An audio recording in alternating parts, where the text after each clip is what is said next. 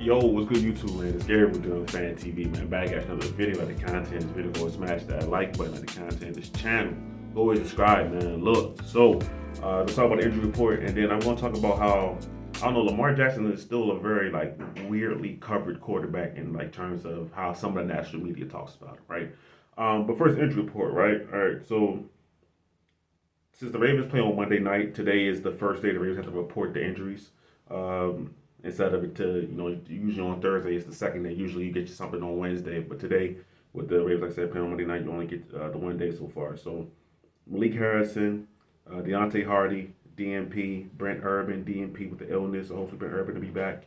And for limited, you got Arthur Millette, who's slowly coming back. He's been posting stuff on Twitter that makes you think that he's getting close.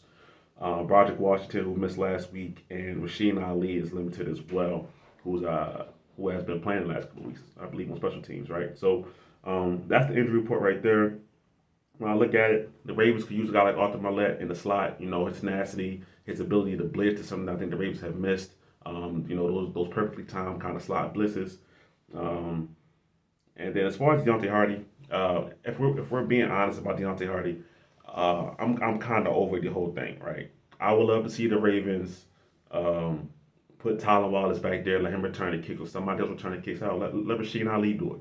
Let him return the kicks, so that you can take that roster spot that Deontay Hardy has and elevate Tez Walker, right? Just to get him out there on game day. I mean, because the Ravens eventually are going to need more wide receivers than what they have right now at the moment.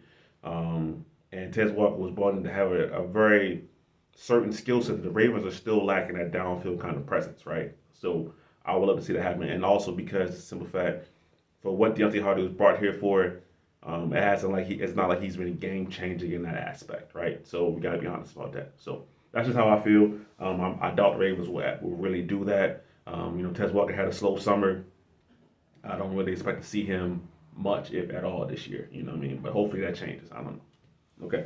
All right. So I want to talk about Lamar Jackson, right? So Lamar Jackson and how he's covered in the media, to me, is still strange, right? Because it's the kind of things that are said about him, right? So I was looking at Logan Paulson, right? Sarah Ellison, she does a lot of Raven stuff. She tweeted something, or no, she posted a video from Logan Paulson, and he was on the Commanders podcast or something, and talking about Lamar Jackson, right?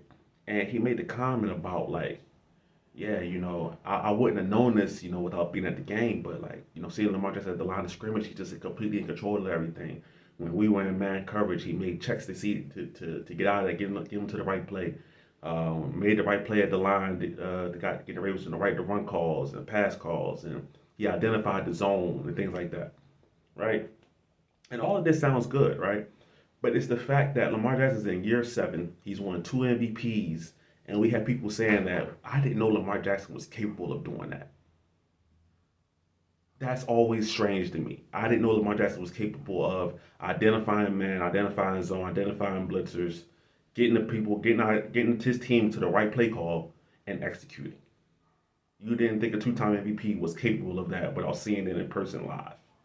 I watched it on TV. I've seen Lamar Jackson live a couple times as well, but I watched it on TV. Lamar Jackson has been doing that at least since 2021, right? Making checks at the line, right? He did it more in 2022. Last year with Tom Monken, in the first year, he was doing it. He's been doing this repeatedly, right? So that's what I mean when he's weirdly covered, right? Because even when Lamar Jackson gets these compliments, right, about elevating his play, about having some of the best ball of his career, right? Because if you look at some of the throwing metrics, right, most of the throwing metrics, really, Lamar Jackson is top 10 in almost everything, short, intermediate, even some deep categories, right? Targeting your wide receivers, your tight ends, your running backs, whether you want to talk about tight window throws, open throws, he's pretty much top 10 in almost everything, right? Play action, straight drop back. Like Lamar Jackson's having a great season throwing the football, right? But it's like the mental aspect of his game is something that's always um, not fully respected or fully admired, right?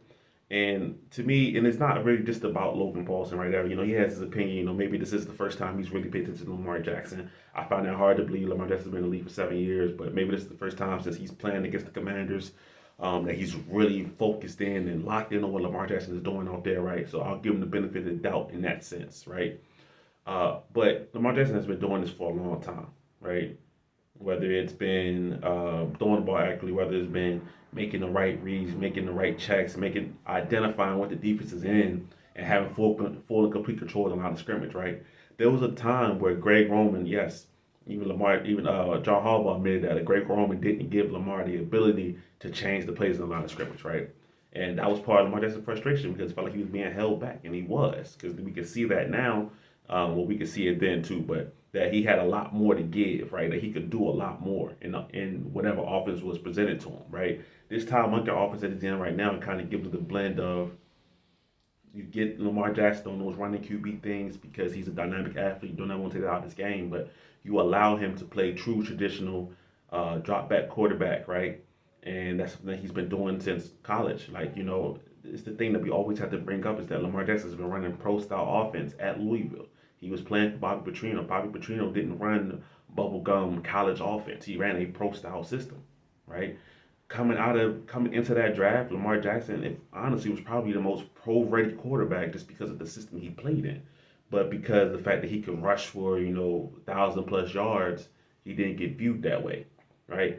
And that's 7 years ago, and he's still having to deal with that now, right? So even just purely passing the ball, right? I remember, not even I remember, but just recently, Ryan Clark talks about like the evolution of the quarterback, and he was talking about Lamar Jackson. He was like, yeah, you got Lamar Jackson. He's this great athlete, and then you got he said you got the new and improved version with Jaden Daniels. It's like, whoa, let's back up. New and improved how? Lamar Jackson is still in his prime. He's entering his prime now. He's 27 years old. Two-time MVP, like I said. One of the most winningest quarterbacks in his age range. One of the highest points per game in NFL history, right? I believe Lamar Jackson and his teams average about 29, 30 points a game, right? Then, Ryan Clark goes on TV and says that this is before the Commanders game, that, through 5 games of Jay Daniels' career, he already throws the ball better than Lamar Jackson. And not like, well, he threw the ball better than when Lamar Jackson entered the league and whatever. I can understand that comment, right? I can maybe get behind that comment. But no, he was saying he throws the ball better than Lamar Jackson now. So when I look at how some of the national media, not all of them, right? You still got people like Orlovsky and Mina Kimes who really break down the film and they know what they're talking about, and they give Lamar Jackson all his credit and his flowers is due, right? So we're not going to make it like the whole national media doesn't have a clue of what they're talking about with Lamar Jackson, right? But it's just a shame that it's taken 7 years and some people still don't even view him as a cerebral quarterback that can read coverages, break down the defense, and to get his teams into the right play. Like they had to see that in year 7, week 6, to really fully understand that and grasp that, right? And these are supposed to be people who cover the NFL. I don't know. That's crazy to me. So when I see Lamar Jackson, when I view Lamar Jackson, it's not just through the lens of a guy with extreme athletic abilities because he has that, right? But it's a quarterback that truly understands the game, has a feel for the game and what's going to happen out there, and he's always had that. And those abilities have been shining through since really 2021. And this ain't a new phenomenon.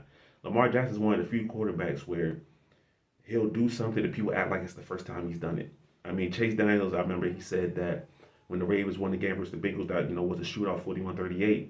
That he didn't think the Ravens could win that style of game or come back from that kind of deficit. They did it versus the Colts on Monday night. What was that? It was 2022, 2021. So it's just weird. Like every time Lamar Jackson does something, that people act like it's the first time they've ever seen him do it, and he's been doing it for years.